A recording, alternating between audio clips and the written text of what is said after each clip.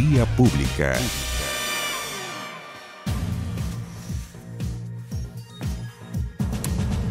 ¿Cómo están ustedes? Muy buenas noches. Bienvenidos a esta primera Vía Pública de este 2019. Ayer asumió el mando, hoy comenzó a gobernar. En su primer día en funciones, Jair Bolsonaro aumentó el salario mínimo, primera medida. El primer decreto de su gestión que hará que los trabajadores cobren 998 reales mensuales en 2019, equivalente a unos 182.000 pesos chilenos. Un incremento del 4,61% respecto a lo que había en 2018. Una cifra que es inferior a los 1.006 reales calculados por el gobierno saliente y recogido en los presupuestos de 2019 y que es calculado en base a la inflación, la tasa de crecimiento del año anterior, entre otras variables. Además, debería firmar en los próximos días, según informa Folha de São Paulo, un decreto que ya redactó el nuevo ministro de Economía, Paulo Guedes. Atención con Paulo Guedes, va a ser un personaje central en este gobierno.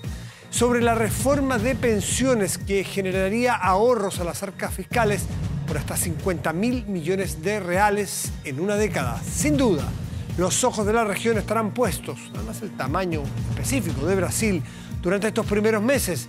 Y es de esperar que sus medidas más inmediatas estén enfocadas en erradicar la corrupción y mejorar la vida de los brasileños y que no estén en sintonía con alguna de sus declaraciones desafortunadas del pasado.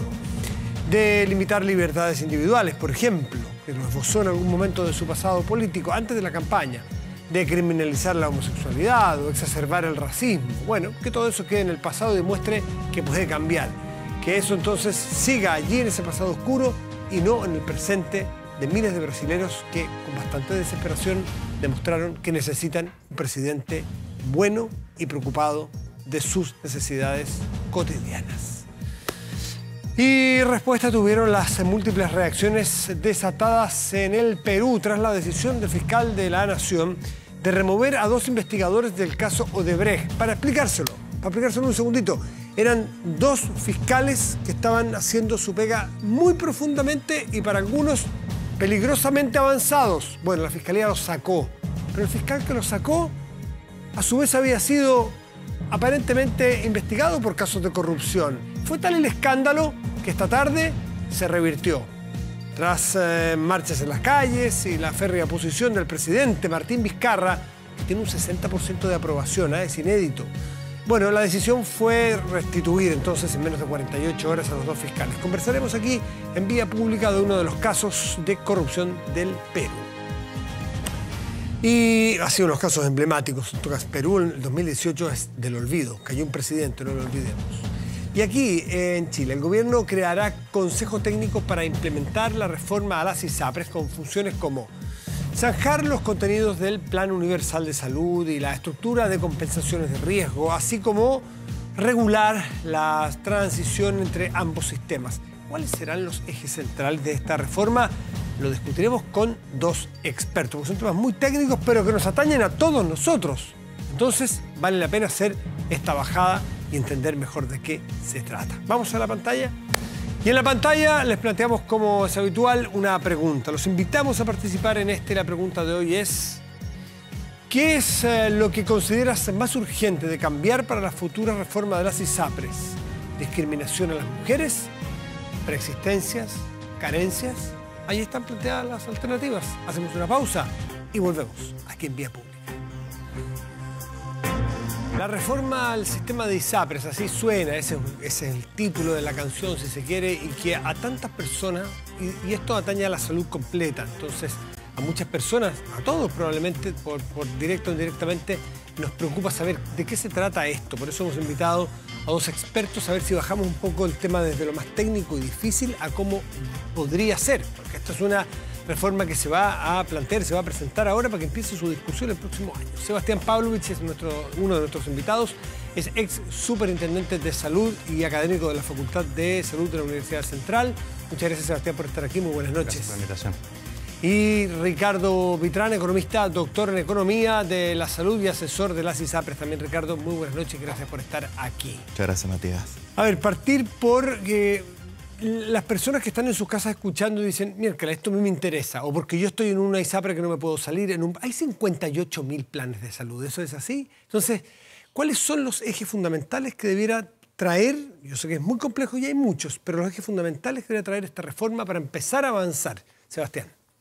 A ver, básicamente donde hoy día los ciudadanos, ciudadanas, los tribunales plantean que es donde está apretando el zapato, que tiene que ver con los problemas de falta de competencia, cautividad, falta de transparencia del sistema, la selección de riesgo que termina por generar el efecto de discriminar a las mujeres neafértiles, a los recién nacidos, a los enfermos, a los adultos mayores.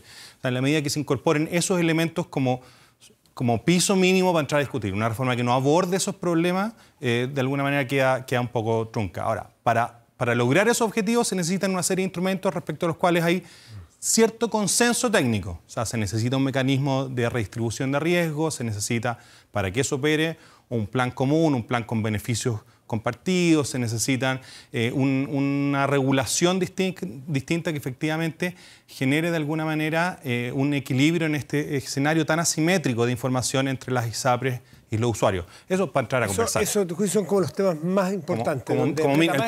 El piso del cual empezamos a conversar. Claro, ¿tú estás de acuerdo que esos son los elementos básicos?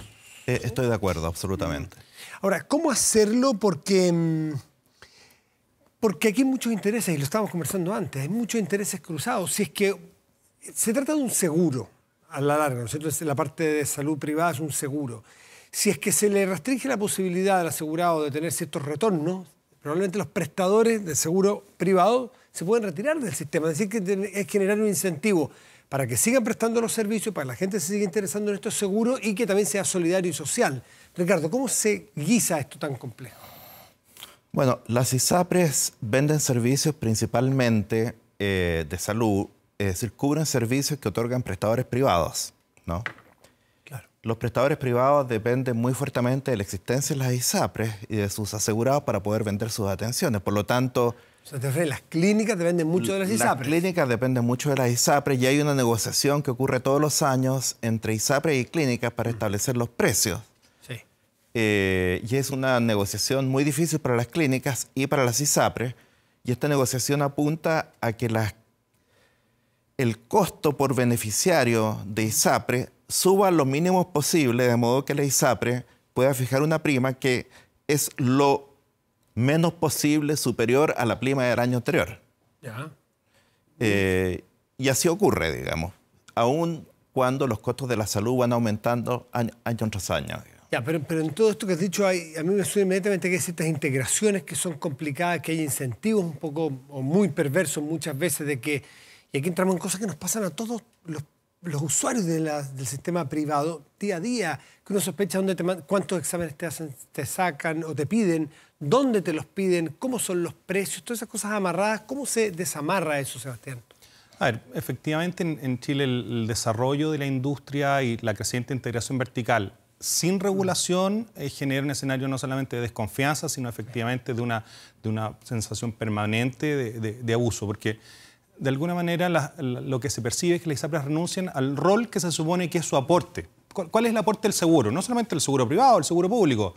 Si no hubiera seguros, tú y yo, cualquiera de nosotros se enferma, la posibilidad de negociar un precio justo al prestador en estado de necesidad desaparece. No hay posibilidad de atenderse. Tú no sabes lo que tienes, no sabes lo que necesitas, no sabes lo que te van a hacer.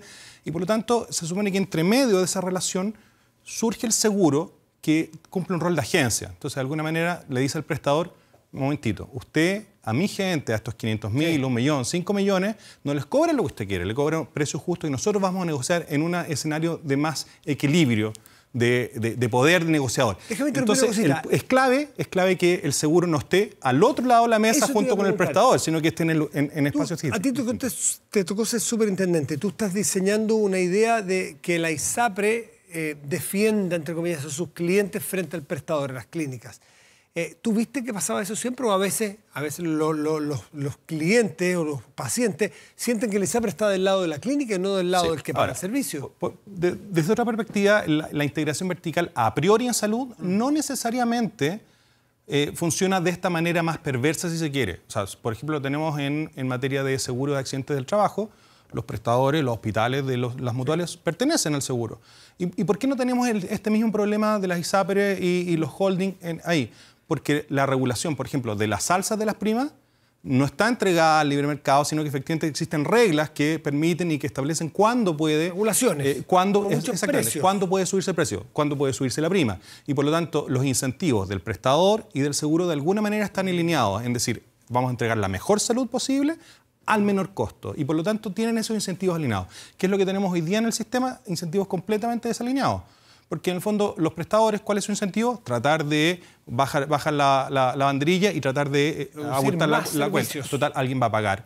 Y las ISAPRES tradicionalmente decían, bueno, si me suben los costos, yo al año siguiente puedo subir la prima libremente. Solo la intervención de los tribunales empezó a generar que esta rueda se trabara. Ricardo, lo que narra como ex superintendente Sebastián es pavoroso. Es decir, es uno interesado en que el taxímetro funcione porque alguien lo va a pagar y el ISAPRE dice, a mí me da lo mismo lo que yo tenga que pagar porque le subo a mi cliente. Y los que pagan el pato, ¿eso es así? ¿Es tan crudo como eso? Yo tengo una visión distinta de eso.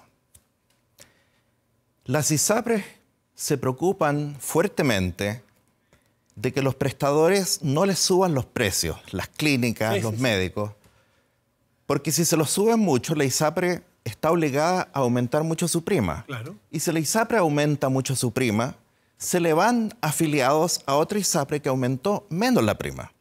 Las ISAPRES operan en competencia. Hay varias ISAPRES que compiten. Hay mucho movimiento de afiliados entre una ISAPRE y otra. Por lo tanto... Pero es difícil cambiarse. Con 58.000 productos o planes, uno la verdad que se marea cuando trata de meterse en ese mar. A ver, ese es otro tema. Es difícil cambiarse para las personas que tienen preexistencias médicas. Y ese es uno de los problemas principales que ha motivado esta reforma o esta propuesta de reforma y estos intentos de reforma de las ISAPRES en los últimos gobiernos y años. Pero no es el caso que las ISAPRES sean indiferentes al aumento de los costos de la salud. Las ISAPRES están muy preocupadas y de hecho me consta que las ISAPRES negocian muy fuertemente con las clínicas y los médicos y los centros asistenciales todos los años para evitar justamente que los costos aumenten. O sea, ¿están alineados los incentivos a tu juicio? ¿Bien alineados los incentivos de todas las partes en cuestión?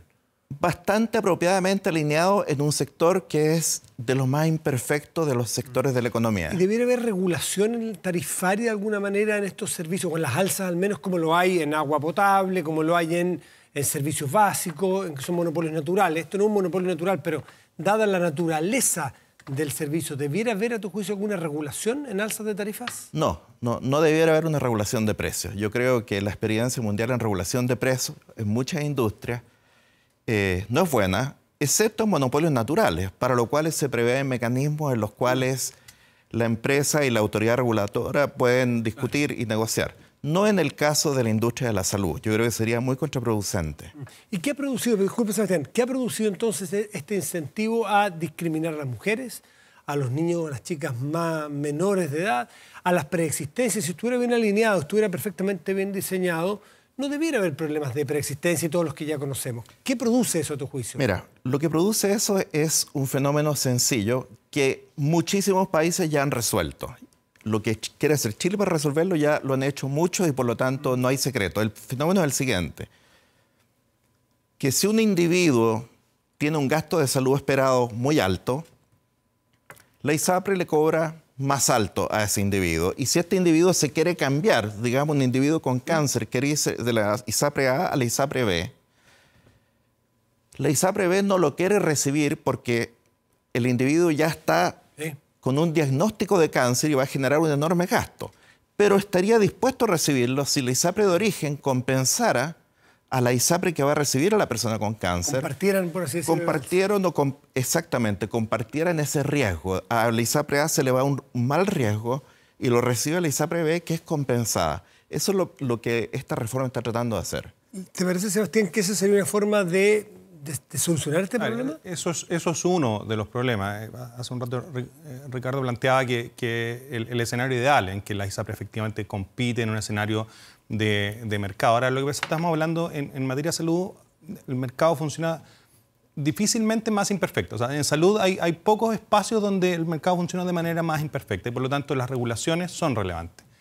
incluso en regulación tarifaria, que no implica necesariamente fijación de tarifa. O sea, entre la fijación de tarifa y la desregulación total hay matices, hay regulaciones. De hecho, en la reforma del 2005 se generó un mecanismo de regulación de alzas de prima que efectivamente finalmente no fue suficiente para contener el descontento de los usuarios respecto al sistema y la desconfianza de los tribunales frente al rol que estaban cumpliendo las ISAPRES. Pero hubo un mecanismo de regulación. Por lo tanto, se pueden generar mecanismos regulatorios razonables, quizás al símil de ciertos monopolios naturales, por ejemplo. Pero más allá de eso tiene que ver con el tema de los incentivos. Planteaba Ricardo que las ISAPRES están muy alineadas en controlar precios. Ahora, controlar precios es un elemento, pero en el fondo si tú no controlas también el volumen de prestaciones, finalmente eso se compensa por otro lado. Digamos, en el fondo los prestadores podrían mantener sus precios durante largo tiempo, pero simplemente echarle un poquito más, como decía, sí, digamos, a la carretilla, digamos. Más exámenes, exactamente. El típico caso, te piden 4 exámenes. Hay una serie de incentivos mal alineados. En el fondo, si uno generara, por ejemplo, que en los prestadores la obligatoriedad de que respeten el presupuesto inicial, que haya mecanismos de pago que no sean por servicios, sino que sean en el fondo resolver con riesgo compartido un parto o una cesárea, claramente los incentivos van a cambiar para el comportamiento de los prestadores, porque si no le pagan todo el costo promedio, bueno, ya no basta simplemente gastar más gasa y dar más medicamentos y extender la estadía de un paciente más allá de lo necesario. Y adicionalmente van a tener la preocupación de que esa prestación sea de calidad, porque si se extiende innecesariamente una hospitalización, ya el costo va a empezar a correr en su contra. Hay una serie de incentivos regulatorios que pueden generar un cambio en el comportamiento tanto de los prestadores como de los seguros. Esos son elementos que tienen que estar necesariamente en la reforma, porque sin duda los costos en salud aumentan. Hay costos que tienen que ver con aumento de mejora de las tecnologías, claro, envejecimiento de la población, pero hay otros aumentos de costos que se originan en estas fallas de mercado y por lo tanto hay que entrar a regular ahí justamente para que el comportamiento de los actores, incluso de las propias personas, también cambie. Cuando uno ve todos estos seguros complementarios que dan copago cero en la urgencia, uno ve cotidianamente que hay un sobreuso y un mal uso, por ejemplo, de las urgencias. ¿Por qué no? Total pagamoya, total me sale gratis. Y tú dices, bueno, pero en el fondo no, tenía un dolor y hace 3 semanas que tenía un dolor y la verdad es que en vez de pedir una consulta médica, voy a la urgencia. Total, ahí me hacen un montón de exámenes, como si eso saliera gratis. Lo que pasa es que eso no sale gratis. Lo terminamos pagando todo a través de las alzas de las tarifas de ISAPRE o incluso también de los seguros complementarios que están completamente desregulados. Hay otro tema. Si fuera el mercado de los seguros de los autos, por ejemplo, uno entendería que una empresa no tiene por qué ser el hogar de Cristo. Dice, si tú eres muy riesgoso, chocas mucho, yo te cobro más. Y tú no chocas nada, eres cuidadoso, yo te bajo el precio. Pero toca que aquí no estamos hablando de latas, estamos hablando de la vida humana. Entonces, ¿cómo hacer que esto no sea sencillamente riesgo versus no riesgo? Porque el que tiene cáncer no eligió tener cáncer y quisiera probablemente no tenerlo. ¿Cómo hacer más solidario un sistema de salud? Que haya mercado, que haya competencia, pero también que haya solidaridad, Ricardo.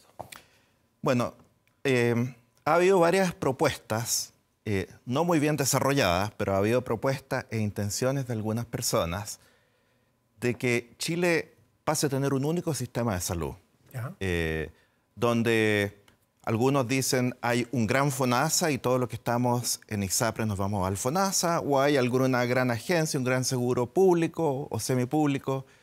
Y puede haber seguros complementarios privados. Puede haber seguros complementarios. Esa es una visión que algunas personas han descrito respecto del sistema de salud chileno en el futuro. Y es una visión que subyace el problema de la equidad y la igualdad y el igual acceso y la solidaridad, ¿no? ¿Y a ti qué te parece eso? A mí me parece que es posible en el largo plazo. ¿Y es eficiente? Porque veo que, no sé si o intuyo mal, que tú lo haces como diciendo, hay algunos creen que, pero eso sería peor que lo que tenemos hoy. O sea, yo creo que Chile estuvo cercano a que esa visión pasase a se transformase en ley. Yo creo que habría sido muy malo porque creo que existen muchas diferencias en acceso, en calidad de la atención entre el sistema público y el sistema privado. Y me parece a mí que tiene que haber iniciativas que mejoren la calidad, la eficiencia y la celeridad de la atención en el sector público, de manera de que la cancha esté más igual entre lo público y lo privado y eventualmente se puedan unir estas cosas con canales de comunicación. Exacto. No en este momento. O sea, tú dices lo que hace falta mejoría a todo este sistema global es lo público y no lo privado. Lo público en cuanto a la eficiencia y la prestación de las atenciones. ¿Y lo privado? ¿Y lo privado? ¿En qué? En cuanto a los problemas de transparencia, los problemas de competencia y los problemas de cautividad de los beneficiarios en ISAPRES. ¿Comparte ese punto en que hace falta un aporte muy importante del sector público primero y que eso sería el aporte de lo privado que dice Ricardo? Comparto con algunos matices. Creo que efectivamente una reforma que solo trate de resolver los problemas del sector privado no es suficiente. Yo creo que sin duda también hay que hacer cambios regulatorios en el sector público, porque más allá de que sea público o privado, las personas, las instituciones funcionan con incentivos y los incentivos en el sector público también están mal colocados y lo que tenemos hoy día son ineficiencias en ambos subsistemas que finalmente se redundan en una mala percepción en el sector público y en el sector privado del servicio que están recibiendo. Sector público básicamente porque donde aprieta el zapato tiene que ver con el acceso a especialistas, a consultas, a exámenes, y en el sector privado básicamente por problemas de costos para mantenerse en el sistema. Es necesario abordar una reforma integral y el problema es que se transforma en un elefante demasiado grande para comérselo de un solo bocado y por lo tanto lo que hay que hacer efectivamente es tratar de avanzar en ambos sistemas.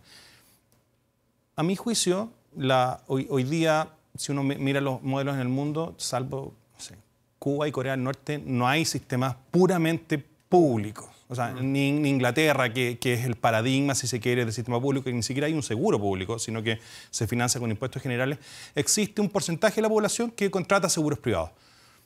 Yo creo que para Chile, en el estado de hoy día en que estamos, lo que corresponde es atraer a las ISAPRES a la lógica de seguridad social y efectivamente cambiar el marco regulatorio para que se comporten como se comportan los seguros privados en los países donde existe seguridad social con administración privada, como en Holanda, en Alemania. ¿Usted se parece un poco a lo que decía yo recién? Es decir, que haya competencia, que haya actores de inversión, de privado, pero que tengan un cariz un poco más solidario cuando las personas son más riesgosas porque tienen una peor salud? Sí, ahora lo que pasa es que yo entiendo que en salud y hoy día en el fondo la solidaridad no es particularmente un bien que uno quiera que se haga con la plata que uno aporta. Generalmente uno dice, bueno, necesitamos una sociedad más solidaria, pero que se haga con solidaridad, digamos, del aporte de otros, digamos, de los que tienen. No sé, que las ISAPRES sean solidarias, pero no yo con mi cotización. Y hay una discusión un poco engañosa en eso. En el fondo, no se trata solo de solidaridad, sino que también, en el fondo, de generar un mecanismo que sea más eficiente socialmente en términos de darnos seguridad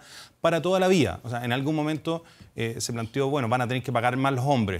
Bueno, en teoría lo que sucede es que cuando tú estás sano y estás con tu seguro pagando, lo que estás pagando es la salud de los que están enfermos, digamos, básicamente. Entonces, y durante el ciclo de la vida uno pasa por distintas etapas. A veces está enfermo, a veces gasta más, a veces tiene un accidente catastrófico, un hombre joven de 30 años que se supone que es puro ingreso para el sistema, pero en la práctica se transforma en un costo sustancial para ese seguro y para el sistema en su conjunto. Y la gracia es que el sistema le responda a él tal como le responde a una mujer fértil, y tal como le responde a una persona que se enferma de cáncer, tal como le responde a un adulto mayor. Yo entiendo que hoy yo estoy sano, pero mañana puedo estar enfermo. Hoy tengo toda la flexibilidad y todas las condiciones. La gracia es que todo el sistema me respete cuando yo esté enfermo. Es decir, que no me sirva cuando estoy sano y que me bote el sistema cuando yo estoy enfermo. Absolutamente. Y eso es un poco lo que deberíamos buscar, ¿no? Con eficiencia, Ricardo. Sí, absolutamente. Eso es algo que hay que buscar, ¿no? Y la lógica de los seguros es precisamente que el seguro, en el caso de las ISAPRES, asume mediante un contrato indefinido la cobertura del individuo. La ISAPRE unilateralmente no puede deshacerse de un asegurado, ¿no? Eso está en la ley en este momento. Sí. Y por lo tanto, eso está bien. Lo que ocurre es que a medida que las personas envejecen, el gasto de salud de las personas va aumentando exponencialmente, de forma tal que las últimas semanas de vida un individuo gasta un porcentaje importante de todo su gasto de salud a lo largo de toda la vida. La pregunta es cómo se enfrenta ese gasto tan elevado. Lo que las ISAPRES han venido haciendo es que tienen las llamadas tablas de factores, que establecen un factor más alto en la medida que las personas van envejeciendo. Ahora, esa tabla de factores ya no se puede cambiar. Hubo un cambio en la ley. Hace algunos años atrás las ISAPRES no están haciendo esa discriminación por edad. ¿Eso es así? ¿Eso es tal cual así, Sebastián? No, eso requiere cierto matiz. A ver. Efectivamente, desde el fallo del Tribunal Constitucional del 2010, la aplicación que se le dio a ese fallo es que las tablas de factores no se podían utilizar para aplicar reajustes de precio a medida que las personas cambiaban de tramo etario. Pero sigue siendo el instrumento para tarificar, porque la forma de tarificar de la ISAPRE es precio base por factor de riesgo. Y por lo tanto tú, en el fondo, vas a contratar un plan de salud y te venden un plan no al precio del plan, sino al precio del plan por el factor de riesgo que te corresponda. Si tienes 60 años, te van a ofrecer un plan de salud, en la medida que te la ofrezcan, en que el precio base por tu factor etario, que obviamente ya está incorporado ese factor de riesgo. Por lo tanto, la aplicación de ese fallo del Tribunal Constitucional ha sido de alguna manera incompleta, porque para resolverlo se requiere un cambio en la legislación. O sea, se respeta cuando yo me mantengo en mi ISAPRE, pero si me voy a cambiar ya no me lo respetan. Claro. Es decir, es un respeto hasta por ahí nomás de este fallo. ¿Tú estás de acuerdo en eso, no? Sí. Ahora, de lo que viene, entiendo que usted me estaba explicando antes de la para por vacaciones de legislativa, debería presentarse este proyecto. ¿Ustedes conocen algo del anteproyecto o de las variables que va a manejar el proyecto? ¿Conocen algo y si va alineado con lo que han conversado aquí? ¿Conocen algo? Algo. La autoridad ha revelado algo de información. ¿Va bien encaminada? En mi opinión, va muy bien encaminado. Sí. ¿Y se tocan estos puntos sensibles que Sebastián nos narró al principio? Se tocan estos puntos porque se propone crear un plan de salud universal que todas las ISAPRES deberán ofrecerle a todos sus beneficiarios. Un plan general. Un plan general, aparte de planes adicionales. Pero este plan general va a permitir que las personas puedan comparar con mucha más facilidad que cuando existen decenas o cientos de planes. Esa es la primera cosa. Y la segunda es que el cambio que se quiere introducir es que las personas que están en ISAPRE, independientemente de la edad o estado de salud o sexo, se puedan cambiar a otra y desaparezca la cautividad. Perfecto. ¿Cuáles son los riesgos que tú ves, Sebastián, en este caso? Hay elementos interesantes, el diablo está a los detalles, así que ahí... Por eso, ¿cuáles son los riesgos que tú ves? Pago por ver. Primero, que esto sea solo resuelve el problema de competencia intrasistema, o sea, solo permite la movilidad al interior del sistema, manteniendo esta suerte de muralla china respecto de los beneficiarios del sistema público, que yo puedo entenderlo en una primera etapa, porque un cambio masivo de beneficiarios del sistema público al sistema privado, que eventualmente podrían verse interesados o atraídos por esta mayor transparencia y esta mayor regulación del sistema privado. O sea, recuérdese que hay más o menos 500.000 personas que tienen ingresos por sobre los 850.000 pesos que pertenecen al sistema público. Eventualmente esas personas, más allá de sus preexistencias, más allá de ingresar a las listas de espera, que es el gran temor que tienen las ISAPRES, pueden sentirse atraídas efectivamente por este escenario mejor regulado. Y eso genera un desequilibrio financiero en el sistema público, pero también puede generar un desequilibrio importante en el sistema privado. Ahora, no sería la primera vez que se generan migraciones entre un sistema y otro. O sea, las ISAPRES a fines de los 90, a mediados de los 90, tenían casi el 30% de la población pertenecía al sistema privado y esa participación se redujo casi a la mitad, pero en el transcurso de casi una década. Por lo tanto, en el fondo, una migración masiva, obviamente, que es algo que puede ser complejo para el sistema. Y hay que contemplarlo. Pero por eso mismo se necesita una transición, pero además no solamente algo que resuelva el problema regulatorio de las ISAPRES, sino en el fondo que se haga cargo de una mirada integral de cómo vamos avanzando en una lógica de seguridad social para ambos subsistemas. Sebastián Pavlovich y Ricardo Vitral, les quiero agradecer por explicarnos estos temas que son tan difíciles de entender. Lo que buenamente podemos. No, se entiende muchísimo mejor y además temas que nos atañen, insisto, a cada uno de nosotros en nuestra cotidianidad. A los dos, muchas gracias nuevamente. Que estén bien. Muchas gracias por la invitación. ¿Y qué es lo que consideran más urgente de cambiar con la futura reforma a las ISAPRES? Discriminación a las mujeres, un 46%. Preexistencias y carencias, 54%. Pausa y volvemos en Vía Pública.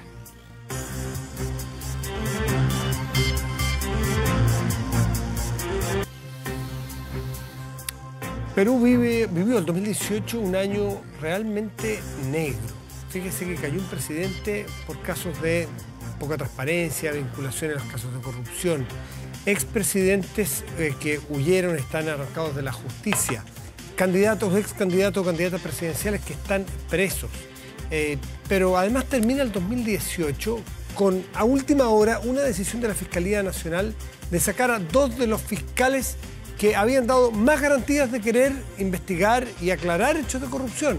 Y el que es su jefe, el fiscal nacional, los saca, sin explicar mucho, cerca de la noche de Año Nuevo, los saca aparentemente por desobedecer, algo muy, muy curioso. Fue tal el escándalo que hoy se tuvo que revertir esa medida e incluso el presidente de la República. Intervino de una manera indirecta porque no tiene cómo hacerlo dado que hay autonomía de la Fiscalía, pero el escándalo es mayúsculo. Hemos invitado a Pablo Ortúzar, antropólogo social, investigador del IES, el Instituto de Estudios de la Sociedad, y analista político muy agudo. Pablo, gracias por estar aquí nuevamente. Muchas gracias por invitarme. ¿Cómo ves lo de Perú? Sí, no, casi entro gritando en el panel anterior que dejaran de defender a la ISAPRE de esa forma, porque... ¿Te pareció una defensa la ISAPRE? Sí, pues están como de acuerdo en cuando la ISAPRE en realidad no tienen defensa ni desde la filosofía liberal, ni tampoco de una mirada socialista, ni tampoco desde ningún punto de vista. En el fondo es un mercado que no funciona y que hay integración de casi todas las clínicas con los prestadores y todo. Yo casi entro gritando así, o sin polera. ¿Pudiste haber entrado? Pero bueno, ya, no lo hice. Pero lo habría hecho, así que no me... Pero hiciste el punto, así que está bien. Pero ok. Ahora, Perú... en Perú vemos... pero yo creo al final los peruanos pueden decir que se quedó en evidencia una situación de corrupción importante, pero también que las instituciones lograron operar más o menos, porque la cuestión fue bastante informal. Fue muy desde la ciudadanía también. Fue muy desde la ciudadanía para corregir algo que en otras circunstancias podría haber pasado simplemente piola. Y en ese sentido, bueno, uno ve Perú un país construido desde la informalidad y esa es una de sus grandes limitaciones al momento de desarrollarse. Y en el fondo lo que tiene que hacer es ir tratando de ganar institucionalidad y de consolidar, digamos, ciertas estructuras como un poder judicial independiente que no esté y una fiscalía independiente, digamos, que no esté intervenida por los distintos intereses económicos. Ahora, vemos que yo estaba leyendo Radio y Programas del Perú, que es uno de los medios más prestigiosos, más grandes del Perú, que decía que en este momento se considera que la salida del fiscal Pedro Chávarri de la jefatura de la Fiscalía es inminente. Aquí queda un presidente muy empoderado, que ya le está yendo muy bien en Martín Vizcarra en las encuestas. Tenemos dos fiscales que estuvieron por 24 o 48 horas dejados en la calle y retoman el poder y seguramente van a tener un poder multiplicado por 2. ¿Hay esperanza entonces de que esto funcione? No, o sea, sí, pero ese es el caso en particular, que es como el caso de Lavallato, que es el mismo, en Brasil. De hecho, si vieron O Mecanismo, también está esta idea, en el fondo, del conflicto entre una estructura que está corrupta, digamos, y algunos agentes que actúan como héroes dentro de este sistema corrompido. Pero más allá de eso, para nosotros nos sirve para pensar en términos institucionales, lo valiosas que son las instituciones, la división de poderes, cómo se crean instituciones donde los incentivos están bien puestos para evitar este tipo de situaciones. Y esa, en el fondo, esa ingeniería institucional no es obvia, no es simple. Nosotros, de hecho, en el IES acabamos de publicar El Federalista, pensando justamente en entregar un lenguaje para discutir sobre la configuración de las instituciones y cómo cada país, digamos, tiene que ver cuál es su realidad y cómo construir, digamos, un ensamblaje institucional que permita, que incentive lo que se está buscando y desincentive este tipo de cosas. Sí, pero a veces el remedio puede ser peor que la enfermedad, porque tenemos que el presidente Vizcarra, que llegó de emergencia y sin buscarlo a la presidencia del Perú, porque era vicepresidente, pero no estaba en el gobierno, había salido, estaba fuera de Perú, de hecho. Vuelve, hoy tiene el 60% del apoyo. Estaba ahora en el cambio de mando de Bolsonaro y vuelve de urgencia a intervenir en algo que no debiera intervenir. ¿Por qué? Separación de poderes. Y hoy día, solucionado aparentemente el problema, se plantea la pregunta de fondo. Y un análisis que plantean varios medios peruanos, ¿es constitucional la intervención del presidente Martín Vizcarra para resolver la crisis de la Fiscalía? Obvio. Ahí está el problema, porque, claro, apagó el incendio, pero genera un problema de fondo mucho más grave en que no hay división de poderes. ¿Cómo se soluciona algo así? O sea, no es que no haya división de poderes. Se pone en riesgo. Él no intervino directamente. Pero amenazó. Pero obviamente la situación, claro, en el fondo hay una intervención indirecta del Poder Ejecutivo. Ahora, de nuevo, en un contexto donde la institucionalidad no funciona o funciona en términos prácticamente informales, obviamente, en el fondo, reclamar que hay una violación de la división de poderes cuando uno de los poderes está intervenido por los intereses económicos y el presidente cayó por lo mismo, o sea, que hay uno lo que es una captura de poderes y una desdiferenciación de ellos que de hecho. Entonces, la pregunta que deberían hacerse los peruanos es ¿cómo generamos una institucionalidad que efectivamente funcione y que esta división de poderes sea efectiva, sea una realidad, y que no puedan ser comprados ni orientados hacia distintos lugares por digamos, intereses ajenos a la operación de cada uno, digamos, de los tres poderes constitutivos del Estado. Quiero aprovechar la presencia de Pablo Ortúzar aquí, pero él no vive en Chile, viene de paso, está estudiando en Inglaterra un doctorado, y como lo hemos tenido varias veces aquí, aprovecharlo para cambiar de tema a algo que ocurre en Chile. Me interesa mucho tu mirada de lo que ocurre con Gabriel Boric, y esto de la camiseta, que viene a ser un segundo capítulo de algo muy reciente que fue la reunión con Palma Salamanca en París. Es indisoluble un caso con otro, es imposible no amarrar los dos casos. ¿Cómo lo ves tú? O sea, son separables, porque de hecho son casos que no están conectados, porque lo de la camiseta ocurrió primero. Sí. Y no podía ser, digamos, no tenía... No tenía cómo saber qué iba a pasar. Saber qué podía pasar la segunda. Pero hoy... Yo encuentro que es un dato que no se puede separar. El hecho de la reunión con Palma Salamanca es algo cuestionable, que uno puede entender solamente en el contexto de la tradición política de la que viene el diputado. Porque en la tradición de la izquierda universitaria más dura, que es donde se formó esto, sí, la verdad es que la visión, por ejemplo, del Frente Patriótico es más o menos romántica. Se les ve como personajes que decidieron enfrentar por las armas una dictadura, y por lo tanto hay una visión de este guerrillero heroico, de este guerrero digamos, de la resistencia, que está muy en un lugar donde eso es sentido común, de hecho. Y yo puedo entender que alguien como Boric, que viene de ese mundo, tenga interés, digamos, o al menos tenga como curiosidad por conocer a alguno de estos personajes entendidos que son como leyendas. Casi como un personaje pop. Sí.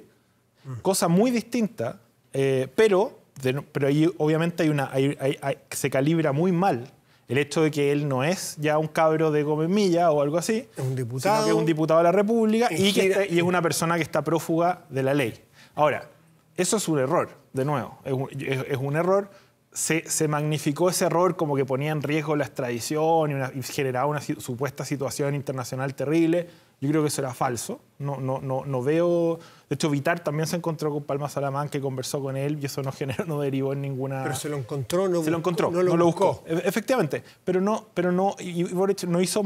Esto no fue algo público y no hizo declaraciones en defensa de Palma, etcétera, etcétera. Después sale un video que yo creo que eso es interesante conectarlo, porque un video donde Boric sale diciendo que de alguna manera ellos son herederos de esas luchas, de esa resistencia, porque los autónomos, el movimiento autónomo, viene de la zurda. Y la zurda es un partido que se arma a partir de los restos del fondo de la tradición milista, que estaban en la toma de Peñalolén y se dividían en dos, entre los grupos de acción popular y la zurda. Después la zurda se va a las universidades a hacer política universitaria, cuando consideran que en el fondo la transición ya no va para largo y que la vía, digamos, más fáctica y todo ya no tenía destino. Y después, desde las universidades, saltan a la política contingente. Si uno no entiende esa historia y si uno no entiende que en el fondo Boric y la gente forman ese contexto, yo milité en algún minuto en los grupos anarquistas en Gómez Milla, hace muchos años, es un contexto donde hay una versión nada que ver de la transición, de lo que fue la lucha contra Pinochet y todo lo demás. Y claro, efectivamente, la cultura política de estas organizaciones ve a los grupos más extremistas como gente que se tomó en serio y considera la transición como una traición, claro, y entiende que en el fondo cuando a Elwin como un traidor y que en el fondo la transición fue una transacción. Y ven a todos estos tipos del frente como heroicos. Como heroicos, exactamente. Ahora, esa es una visión que uno puede decir que debe ser madurada y en ese sentido Boric puede jugar un rol importante en discutir esa posición con un mundo que para ellos esto es sentido común, absolutamente. Antes de estos dos episodios de Palma Salamanca y esto de la camiseta, que lamentablemente había ocurrido hace 2 años, ahora se conoce, pero no es una acción de hoy.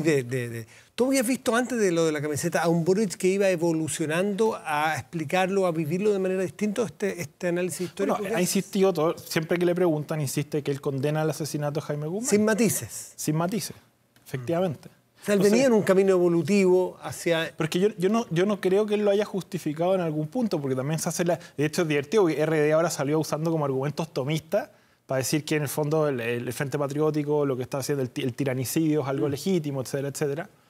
Ojalá opinaran lo mismo sobre Ortega y Maduro, pero eso es otro tema. Pero y lo cual es razonable, digamos. No son ideas... pero obviamente asesinar a un senador, asesinar al adversario político, a un civil que está desarmado, que no representa ningún peligro para ninguna persona, obviamente es algo condenable. Y mucha gente en la izquierda lo defiende y considera heroico, digamos, haberlo matado de esa manera, y hablan de ajusticiamiento. Y eso obviamente es una barbaridad, y es el límite el que Boric no ha cruzado, que es lo que se pone en duda, digamos, con esta camiseta o esta situación. ¿No cruzado hacia dónde? Yo había leído que Boric no dudaba ni un minuto en calificarlo como un hecho injustificable. No, por eso digo que no ha cruzado hacia el lado de considerar heroico asesinar a un civil desarmado. ¿Y te pareció entonces la explicación de hoy de que pide disculpas, dice actúa pésimo, debía rechazado? ¿Te parece que es suficiente esa respuesta? Bueno, claramente cometió un error. Pero también, en el fondo, esa imaginería, esa construcción de imágenes violentas y brutales, porque tengo entendido que esto era una entrevista sobre metal o algo así. Sí. Y en el mundo del metal eso tiene una historia. Digamos, tú me estabas mostrando fotos antes. O sea, si uno ve las carátulas de, no sé, pues, Brujería, Matando Güero es un disco en que sale la cabeza de alguien asesinado por los narcotraficantes colgando una mano. Carcass, que es otro grupo metal, Wake Up and Smell the Carcass, que es su disco como compilatorio, sale Kennedy con la cabeza desparramada, digamos, una foto de la autopsia, y esa es la portada del libro, o sea, del disco. Y no sé, y esta carátula a mí me recordó mucho una de los Misfits que se llama Bullet, un disco que se llama Bullet, en que sale Kennedy atravesando y le está llegando el balazo justamente mientras está sonriendo. Entonces son carátulas obviamente de mal gusto, muy brutales, están amparados por la libertad de expresión, pero es un mundo, en el fondo es un mundo de medio copiado, así, pero no es un lenguaje excepcional en el mundo del metal, ese tipo de expresión. ¿Le faltó decodificarlo Gabriel Boric debidamente? Nuevamente, en el fondo, su reacción uno la consideraría de un cabro metalero muy entendible, pero no de un diputado de la República. Ahí le falta como una chaucha para el peso del diputado, digamos, del porte y la conducta que es guardar un diputado, pero tampoco es un escándalo de magnitud, ni a través de eso está, qué sé yo, haciendo una apología al asesinato político, cosa que ha negado, porque él ha negado en todo minuto eso. Entonces, tratar de llevarlo hacia allá, yo creo que es un poco chimuchina, baja política. Fernando Atria, que me tocó entrevistar esta tarde en la radio, decía algo que el discurso, las discusiones políticas están perdiendo de alguna manera validez porque todo se está llevando a los tribunales, todo se está llevando a leyes de prohibición, todo se está llevando a castigos, a tribunales de ética, y no se deja en las diferencias políticas tuya y mía y ahí quedan, sino que parece ser que siempre escalan a un punto más alto. ¿Tú comprendes? Me parece irónico que Atria, que en el fondo es una persona que siempre ha promovido que el Estado se meta en todos lados, le sorprenda que las personas pretendan hacer que el Estado intervenga en la limitación de las libertades de las personas. Él lo promueve en otras áreas, digamos. Pero yo creo que yo estoy de acuerdo en el sentido de que cuando en una sociedad de individuos que se consideran todos soberanos y que en el fondo es una sociedad que finalmente termina pidiendo un superestado que regule la interacción de todos estos individuos autómatas que no pueden, que digamos que son alérgicos unos a los otros y que cada uno está obsesionado con la intangibilidad de su esfera privada, digamos. Efectivamente eso lleva a la tiranía. Yo creo que Wall-E, la película Wall-E es como la distopía de nuestro tiempo, porque justamente muestra hacia dónde, o sea, es una utopía de cómo sería un mundo donde los seres humanos ya cada uno se entrega a su esfera de subjetividad plena y se renuncia a lo común y en el fondo a la idea de que el ser humano es un animal político, es un animal social y que nuestra realidad, todo nuestro mundo es algo compartido. Y también además se renuncia a la idea de realidad. En esto tiene mucho que ver la discusión sobre cuáles son los límites de la subjetividad y de esta idea de soberanía individual, digamos, que cada uno puede inventar lo que uno es, etc. Otra curiosidad, aunque no es exactamente lo mismo, es que paradoja, es que ocurra esto de Gabriel Boric y el conocimiento de un video de hace 2 años, cuando se está en plena discusión, al menos intelectual, del negacionismo como una posibilidad, ¿no? Yo sé que no se refiere exactamente a esto, el negacionismo tiene que ver con hechos que hayan sido ya comprobados por la justicia, que estén condenados y negar eso, como un eventual delito. ¿Te parece que mostrar esta camiseta a una persona que mataron es negarlo, es justificarlo? ¿Entra en el curso de un eventual negacionismo? No, la camiseta claramente celebra de alguna forma el asesinato de Guzmán o se burla de él, pero eso yo creo que no está cubierto por la libertad de expresión, y tampoco creo que esta idea de prohibir el negacionismo tenga ningún sentido. No me extraña que vengan los comunistas, que son personas que justamente no tienen mayor aprecio por ningún tipo de libertad, una medida como esta, una propuesta como esta, pero yo creo que es tapar el sol con el dedo, pretender que las opiniones políticas de las personas o sus concepciones sobre la historia van a ser moldeadas, digamos, por las prohibiciones estatales. Me parece mucho más peligroso, porque finalmente se termina victimizando a las personas que tienen estas posiciones radicales o que falsifican la historia, etc. Y bueno, es muy de mal gusto, evidentemente, esa polera, pero hay millones de cosas que son de muy mal gusto a las que estamos expuestos todos los días, y en el fondo nosotros no podemos pretender que haya una especie de intangibilidad, digamos, de nuestro estado emocional, digamos. Todos los días vemos, y en muchos contextos, cosas que son violentas, que son brutales.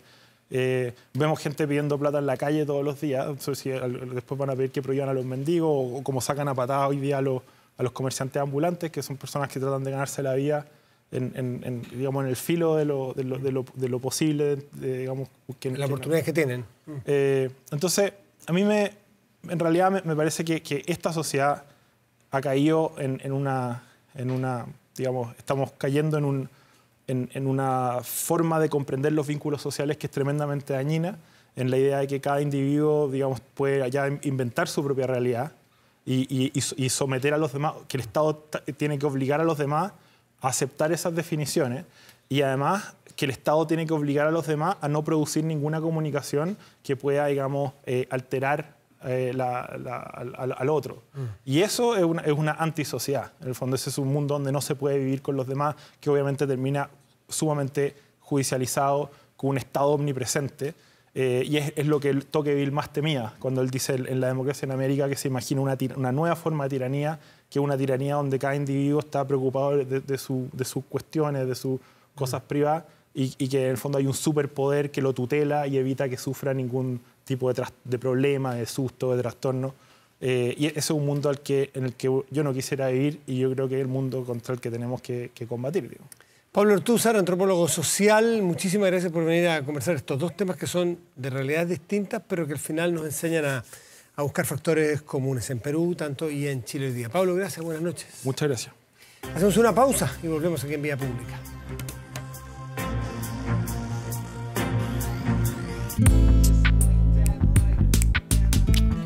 Vamos a la pantalla de inmediato, aquí en Vía Pública, porque vamos a revisar qué resultó de esta pregunta a la cual los invitamos a participar. ¿Qué es lo que consideras más urgente de cambiar con la futura reforma a las ISAPRES? Discriminación a mujeres, 38%. Preexistencias y carencias, 62%.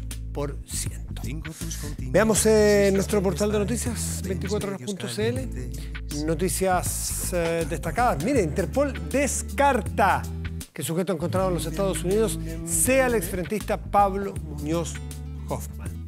Descarta. Así que usted quiere leer más detalles, ahí está en 24horas.cl. Muchas otras noticias. Este portal completísimo, estupendo. Vamos al tiempo. Temperatura en Santiago, en la región metropolitana en este momento, debe haber unos 19. Ah, qué corto. 23. Parcial, 23 grados aquí en la metropolitana. Para mañana y pasado, ¿qué es lo que nos espera? Intuyo que mucho calor. 34, despejado ambos días, máximas idénticas. Mucho factor, mucha sombra, mucho sombrerito, porque es muy fuerte. El daño del sol es acumulativo y muy, muy duro. Rapa Nui, región de Valparaíso, chubascos máxima de 25. Los Vilos, región de Coquimbo, máxima 23, despejado. Escuchamos de fondo a Miguel Bosé, que por estos días hace noticia por su saludo de fin de año en redes sociales. El artista español publicó un video con sus buenos deseos para el 2019, que ya está en curso. Pero lo que llamó la atención de sus seguidores fue el estado de su voz. lo que dejaron claro en los comentarios del registro, calificándola como rasgada, cansada. Sus fanáticos temen que pueda tener alguna afección que pueda complicar su desempeño vocal, considerando que en los Grammys Latino también experimentó problemas con su voz. Bueno, para un artista de este nivel, de esta trayectoria, siempre es preocupante que la voz le pueda fallar. Con Voz de Fondo, un tema tranquilito y muy bonito, nos despedimos aquí en Vía Pública. Muy buenas noches y gracias por venir. Me destroza, toda siempre es poca y muévete bien, que nadie como tú me sabe hacer café. Morena gata, me mata y me remata. Vamos para el infierno, aunque no sea eterno, suave bien, bien, que nadie como tú me sabe hacer café. Y es que cuando tú tocas, me